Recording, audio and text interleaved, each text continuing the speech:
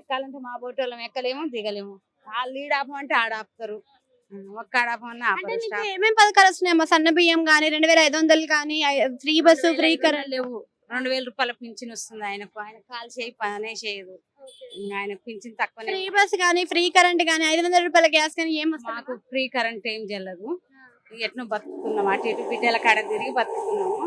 కేసీఆర్ ఉన్నప్పుడు ఈ పథకాలు ఏమి అందకుండే కదా, మరి అప్పుడు మంచిగా ఉందా ఇప్పుడు మంచిగా ఉందమ్మా? ఇప్పుడు అన్ని మంచిగానే చేస్తుంది కానీ సకాలానికి ఇయ్యలేకపోతుంది, అందలేకపోతుంది. ఈ బస్సులో చాలా బాధ. ఇట్లాంటి వాళ్ళకు వయసు వాళ్ళకి ఏం బాధ లేదు.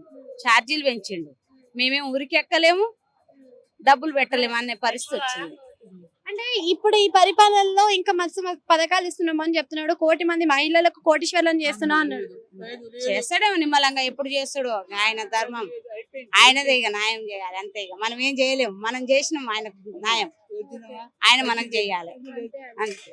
ఆయన చేతుల్లో ఉంది, మన చేతుల్లో ఏం లేదు. ఇప్పుడు మేము కూడా కాంగ్రెస్ కు జానారెడ్డి ఊర్లో ఓటేసి వస్తున్నాం. ఇప్పుడు అంత లెక్క పోయి మా ఊర్లో కాంగ్రెసే గెలిచింది.